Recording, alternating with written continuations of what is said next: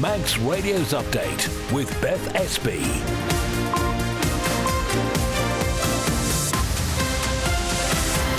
Well, Fatima, good evening. Welcome to the programme. A rundown of the day's main news before 5:30. So coming up, yesterday we heard how the steam packet's seeking public views on its next vessel. Today we speak to the company's managing director. Also tonight, DEFA says additional payments to the board have ceased for Isle of Man meets and says a full review of the board's roles, structure and remuneration is due for completion by this coming April. Have more about that in a moment. Also, what's happening with the proposed assisted dying legislation in the UK? How could it affect us here? And could the Isle of Man soon get an Uber Eats style delivery service? All that, the weather, the traffic and the travel. And as ever, if you'd like to get in touch, you can email us. It's studio@manxradio.com. But as ever, we will start with a roundup of the main news headlines with Siobhan Fastamai. The Department of Environment, Food and Agriculture says it understands the concerns raised over payments to the Board of Isle of Man meets. Data published in response to a Tynwald question for written answer showed total compensation had more than tripled in recent years. Two men involved with a Manchester-based organised crime group that imported cocaine valued at nearly £50,000 to the Isle of Man have been jailed. Kane Jones and Thomas Lindop, both from Failsworth in Greater Manchester, admitted being involved in arranging for the Class A drugs to be taken by ferry to the island by a third man in February 2025. The MHK behind the Manx Assisted Dying Bill has urged the UK government to respect the island's independence and autonomy when it comes to granting royal assent. It's as, despite the bill being approved in March last year, it's still yet to receive the mark of approval from Westminster. A Peel-based creative venture will be launched via an open evening at the Centenary Centre tonight. The Solemn Theatre Group is inviting anyone interested in getting involved to come along from 7. Here's founder Aileen Clegg. I'm going to have a suggestion barrel. Then I've got a few sort of key dates throughout the year with ideas for putting some work together. Further afield, Downing Street's refused to rule out inviting China's president to Britain. The UK Prime Minister's spokesperson says he wants to continue constructive engagement with Beijing after this week's trip. A report has found 94 children were harmed by an orthopaedic surgeon at London's Great Ormond Street Hospital. A 15-year-old has admitted stabbing a schoolboy to death in Parkland in Birmingham last January. And women born in the 1950s have been told again that they won't be compensated over changes to the state pension age. Campaigners claim they didn't get enough information about it being lifted to match men. They're your headlines. I'll have your news in full at 6. Thank you very much indeed, Siobhan. Now the weather brought to you by Manx Glass and Glazing. So there is a yellow weather warning in place for hill snow. That is from midnight until 8 a.m. tomorrow. So there's going to be an area of rain affecting the island tonight and at first in the morning. It is going to fall as sleet or snow around 100 feet and above. However, accumulations are expected to be only slight. Looking at the general forecast then, dry and cloudy this evening. It is going to be cold in those strong easterly winds. Rain tonight, as we say, briefly falling as sleet or snow over the highest hills. The winds will increase to gale force for a time. There could be gusts of around 50 miles an hour. Then the good news, wet and windy to start tomorrow, but then the rain will turn light and patchy through the morning. The wind will ease as well and top temperatures will be 8 Celsius, and the good news really is that it'll be much better over the weekend. It will be cloudy, some patchy light rain, but those winds will be much lighter. Manx Glass and Glazing can supply and install single, double and triple glazing. Call 674 573 or visit the showroom on the Snugborough Trading Estate. You're listening to Update. It's coming up to 4 minutes past 5. So as we heard on the programme yesterday, the Isle of Man Steam Packet Company has announced it's seeking feedback on what people want from the new vessel that will eventually replace Manannan. So the high-speed catamaran currently provides a seasonal service. It takes passengers to Liverpool in under 3 hours. But the ferry operator warns a like-for-like replacement isn't necessarily possible. Managing Director Brian Thomson has been talking to Lewis. She's just of an age where she's getting older. We've had mechanical issues with her, and ships just don't last forever. Do you have any ideas what this new vessel might look like at this stage? I think everybody has individual ideas on what they would like, and the whole point of this consultation is to get people's ideas, but they'll sort of be put in the pot and analysed, and then sort of compromises will be made where they can, but giving the majority of the public what they want. What does a state-of-the-art vessel look like? I think that's really unlikely, because I think one of the biggest things that sort of anecdotally comes out of conversations with people across the island is connectivity to Liverpool year-round, and that would be really, really difficult with a high-speed catamaran. But, you know, we do have an open mind. No decisions have been made at this point, and we want to just gather that information and before any decisions are made. I've been through this survey this morning. You're running it for a couple of weeks, I understand. Have you had many responses so far? So far, we've had nearly 1,000 responses. So, yeah, great. I'm hoping, you know, that the more people, the better. So we have a sort of rounded view of the island. So do you think we're going to be looking at a vessel that will be slightly slower than Manannan ultimately?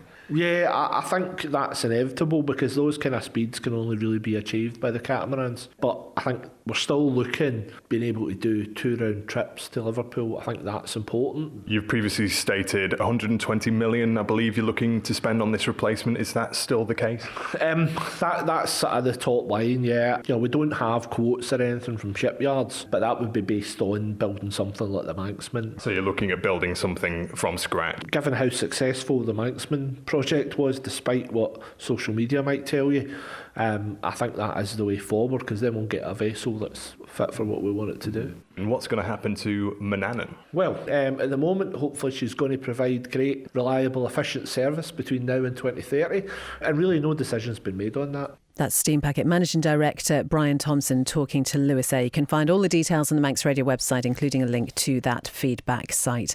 6.5 minutes past 5. 2 men involved with a Manchester-based organised crime group that imported cocaine valued at £49,620 to the Isle of Man have been jailed.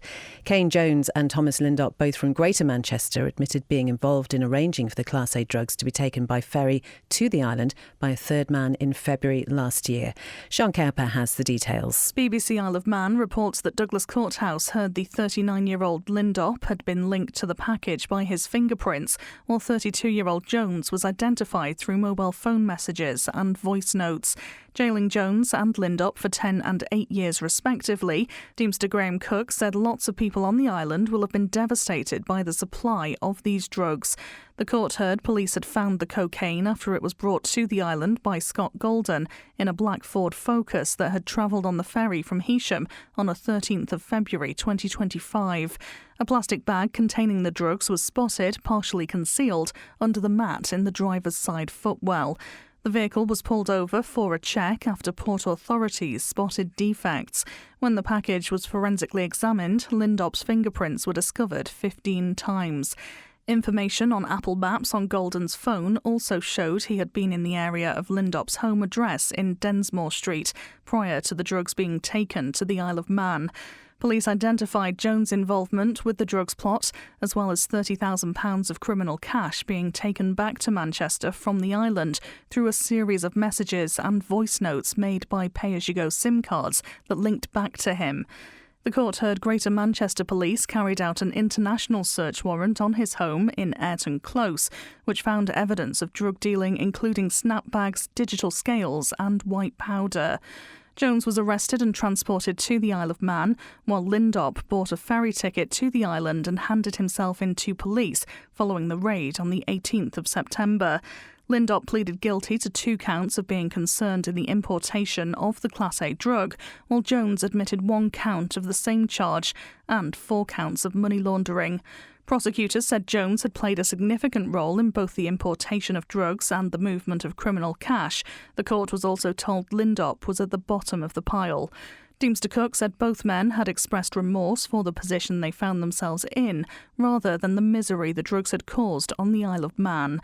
Island residents suffered as a result of the substance being imported and sold, he said, adding that people thieve for it and use violence because of it. The quantity of cocaine involved in the plot proved their links to the organised crime group in Manchester, the Deemster added.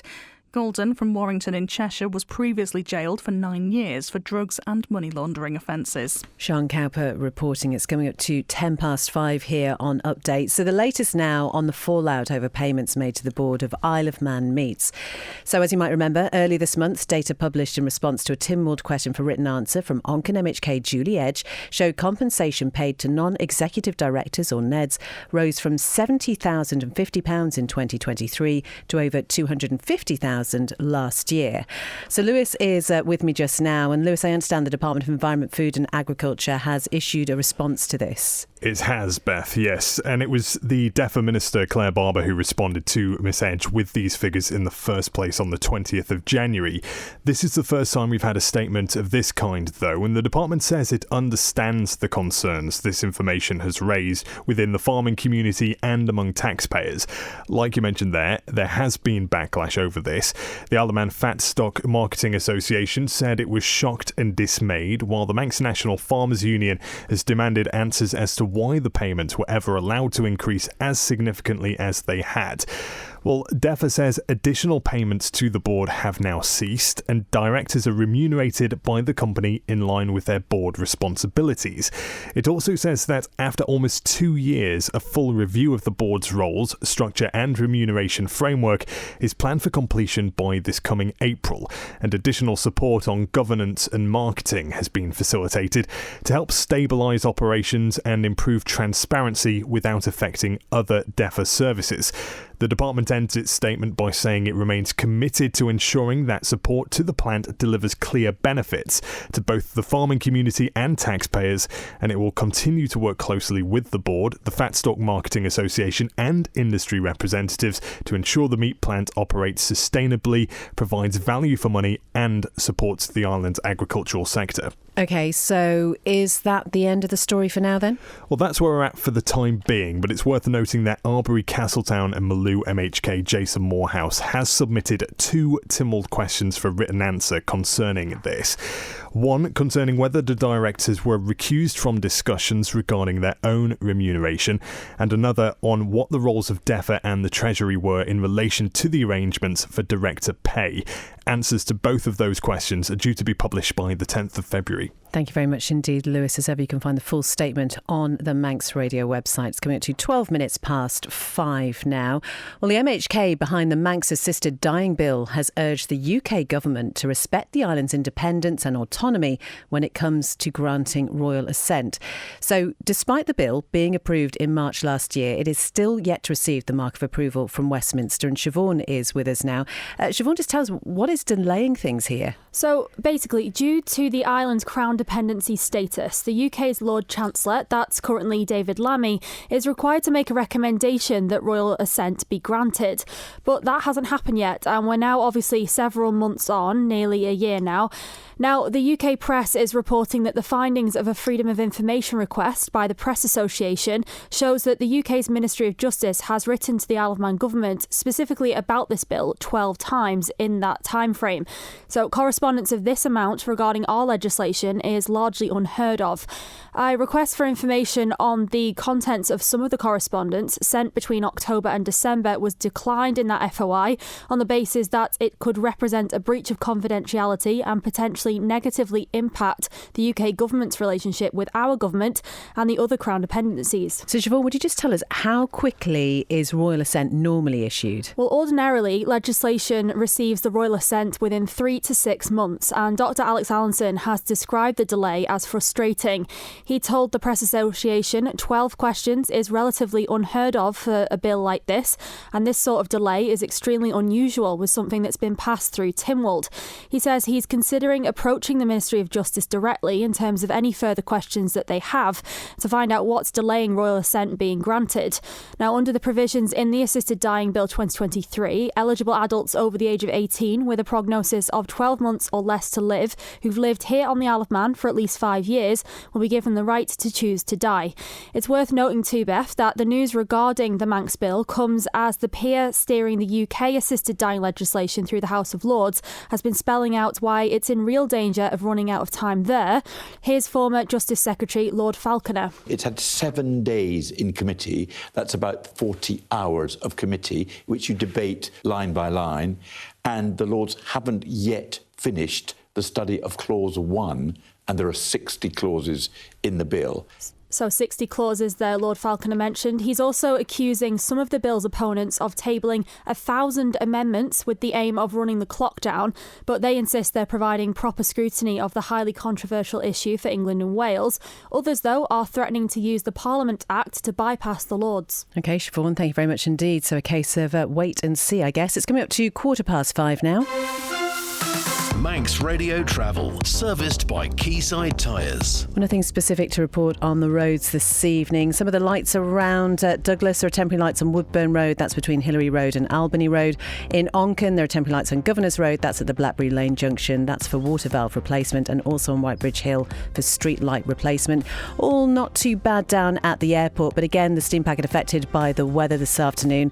The 12:45 Heysham to Douglas sailing was cancelled. Obviously, that means the return sailing from Douglas to Heysham this evening isn't going ahead. So the first sailing is going to be Heysham to Douglas, which is actually going to go at 9 o'clock tomorrow morning.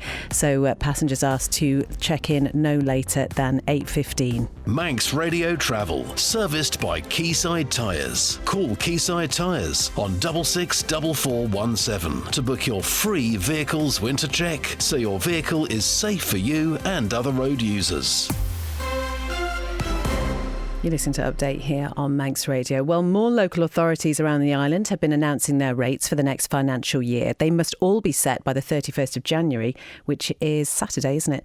We've had announcements then from two more today. That's Maloo and Ramsey Commissioners. Local Democracy reporter Emma Draper has the details for them. In the south, Maloo Commissioners have announced there will be no rate increase for the fifth year in a row. The local authority will keep it at 199 pence in the pound for the 2026 financial year, following a careful review of current and future finances. It's expecting to see a reduction in rates income from the quarry, but believes this will be partly balanced by the completion of new residential and industrial developments. The Commissioners also say they're committed to improving public open spaces across the parish, including additional sites within the Riat Mai development. It adds that the total rates income is anticipated to be slightly lower than in the current financial year, and new capital projects will be funded from reserves. In the north, Ramsey Commissioners says it's increasing the town's rates due to rising day-to-day costs, which include higher charges for waste disposal and ongoing maintenance of infrastructure. The local authority has set the rate at 528 pence in the pound, an 18 pence increase on 2025. The board says it recognises the ongoing cost of living pressures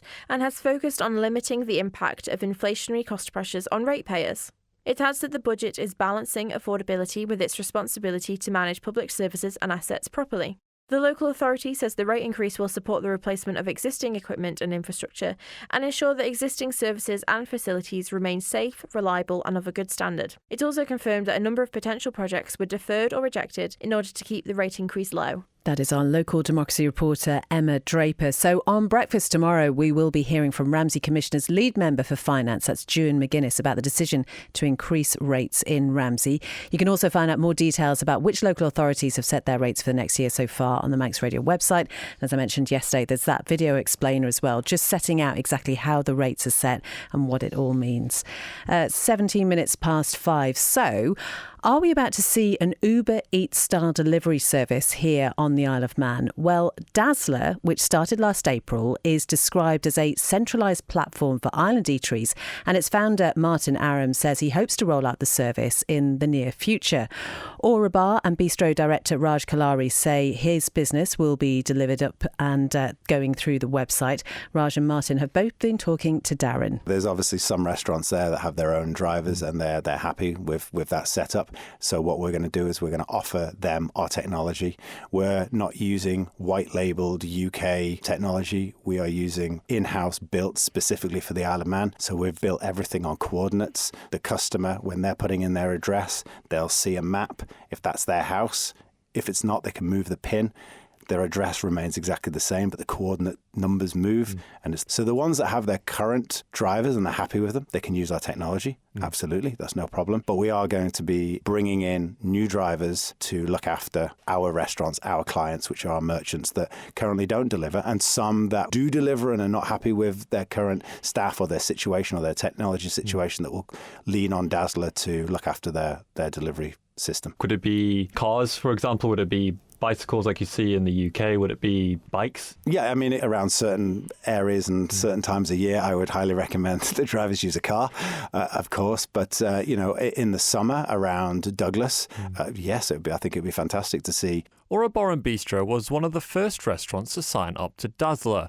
Raj told me how it's helped his business. It's brought in new customers, really, who otherwise would not pick up the phone and order food. We do see new customers come in. It's definitely benefited us. Takeaway orders in particular, just on takeaway orders, I can see an increase of about 15 to 20%. Dazzler say they're going to be offering their own delivery service themselves. Do you think that's a benefit? To be honest, that's something we all want to do, where we want to save on staff costs, with a lot of talk about it at the moment. And in hospitality industry in general, we are literally shouting our hearts out. That is Ora Bar & Bistro Director Raj Kalari. And before that, Martin Aram, the founder of Dazzler, both speaking to Darren there. And once again, find out more on the website and on our social media pages as well.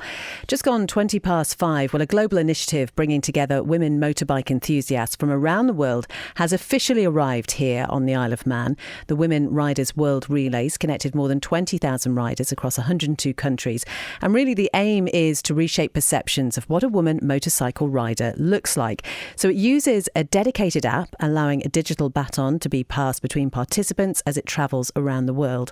I spoke to WRWR Ambassador on the island, Lisa Brain, who organised the weekend's event. I really didn't expect the turnout that we've got, but 10 to 1, quarter to 1, people were already arriving, which is just fantastic. So everybody's just been mingling and chatting about bikes, and we've just started the baton pass here on the Isle of Man. So we now have several baton passes got on. All the ladies are passing between them right now. John Newell is here taking photographs, so keep an eye out. We'll have plenty of pictures online. Yeah, it's just brilliant. I'm just over the moon with how many people are here to support, and just shows you how big the contingent is on the Isle of Man for women in motorcycling. And that's it, isn't it? It's about, as you said when we first spoke, about changing the perception of what being a woman on a motorbike is. And I think, people of all ages here, clearly passionate, and this is a motorsport that is not just for men. Absolutely. Men might, until recent times, dominated the industry, but women in motorcycling is one of the fastest growing sectors of motorcycling. So this just goes to show that we're following the trends. The Isle of Man also has many, many women who love motorcycling, who are riding, who want to learn to ride, and WRWR exists to highlight that. I think given that, motorsport and motorbikes is quite, a male-dominated thing, it's so nice to have a supportive environment like this for women. There's probably about 60 or 70 women here that all ride bikes in one capacity or another. So it's lovely to see, actually, a bit of girl power. I think it's brilliant because already you've talked about clothing for women. Everybody's all different sizes and shapes, and so it's good to get everybody together and basically just share. That's some of the women who are at the Women Riders World Relay event at the weekend. You can hear more in the latest Startline podcast, which you can find on the Manx Radio Motorsport website. It's 5:23. An appeal-based creative venture is going to be launched tonight. The Solon Theatre Group will be housed at the Centenary Centre, and the founder, Aileen Clegg, is going to host an open evening. It's from 7 p.m. for anyone who's interested in any aspect of theatre or performance. She's been talking to Howard about who she'd love to see there tonight. People who are writing things, and then people who'd like to get involved in something that's a bit different, who maybe aren't involved in groups that are already going, or maybe they are. My kind of territory is somewhere in between bewildering and predictable. That's a happy space to be. And so do people, do they need to be able to speak Manx or just have an interest in Manx sort of history and culture, or where would you pitch that? No, what I've written is in Manx, but I'm interested in stories from anywhere around the world, so any culture really, and any age. The idea is to bring creative people together to do something new. So would you be aiming to have sort of productions at the Centenary Centre on a regular basis or ad hoc? How do you see that panning out? I'm not sure yet, which is why we're having an open evening on the 29th of January from 7 o'clock at the Centenary Centre. So if you're interested in finding out more, you could come along to that. Brilliant. And is this, so you're looking for for writers, actors, poets, musicians, all of the above and more? Yeah, and anybody who's interested in the tech side of things as well, which I don't know very much about. So lighting, sound, and creating scenery, that sort of thing, or just being audience. Or just being audience, indeed. And the idea is, off the back of that, is that going to be sort of like a workshop evening to bat a few ideas around? Yeah, well, I'm going to have a suggestion barrel, and then I've got a few sort of key dates throughout the year with ideas for putting some work together. It's not just me involved in it. I've got two fellow directors, Nicola Toombs and Corey Phillips, and Corey's done a lot of writing and acting, and then Annie Kissick's got lots of ideas as well. I mean, I'd love it if people from other cultures came and got involved, and we could share stories. That is the founder of the Solent Theatre Group, Aileen Clegg, talking to Howard there. So that open evening tonight from 7 p.m. It's at the Centenary Centre. So if you're interested in any aspect of theatre, do go along. Update Sport is brought to you by the Print Shed and Darren. Hello. Fast am I. FC Isle of Man slipped to a 3-1 defeat on their trip to Atherton Laburnum Rovers in the North West Counties Football League Premier Division last night. The home side opened the scoring just before half-time, but Charlie Higgins levelled through a penalty early in the second half. It took Atherton just 3 minutes to regain their advantage though, while a second goal in the night from George Chadwick sealed the win for the hosts in the final 10 minutes. The loss for the Ravens is their fourth in their last 5 outings, leaving the side 19th in the table and 14 points clear of the relegation zone. FC Isle of Man will be back in action on Saturday when they host Ramsbottom United at the Bowl with live coverage from Manx Radio. And sticking with football, 2 clubs have announced plans to enter the Canada Life Women's League for the start of the 2026-27 season. Douglas and District Football Club and Laxey AFC are calling for new and experienced players to join their ranks. If successful in attracting new members, it would see the division expand to 9 teams following Rushden United and Union Mills's entry this season. For more information about training sessions, visit manxradio.com.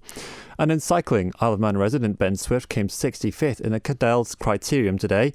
Taking place in Geelong, Australia, the one-day sprint race featured over 100 riders, with Swift finishing 30 seconds behind the leader. Swift will be back in action on Sunday for the Cadell event's Great Ocean Road Race. Elsewhere, Max Walker and Becky Story are also planning to hit the road this weekend. Walker will also be competing in Sunday's Ocean Road Race, while Story will be taking on the women's version of the event on Saturday. Thank you very much indeed, Darren. Are you a big cyclist yourself? Have you ever done any big cycling competitions? No, not really. No, sorry. I always like to throw it at Rob, so I thought, why should you miss out on these little nuggets of conversation? If you want to find out anything about the latest sports stories, do go to the Manx Radio Sports page. We've also got our dedicated Facebook Sports page as well. That is pretty much all from Update tonight. Coming up next, honestly, it's one of my favourite programmes that we do here on Manx Radio. It's Rewind with Howard Kane. He takes a look at some of the stories over the past month, gives it a little satirical look that only Howard can do. So that is available on air from 5:30, but will be also available as a podcast shortly afterwards as well.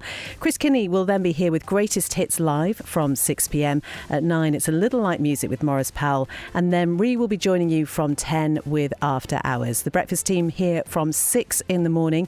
Among other things, they will be talking to June McGuinness about those Ramsey rates and why they decided to increase them. So any questions or whatever comments, the team would love to hear from you. studio@manxradio.com. Update will be back at 5 tomorrow. Have a lovely evening, whatever you're doing, and we'll talk to you then.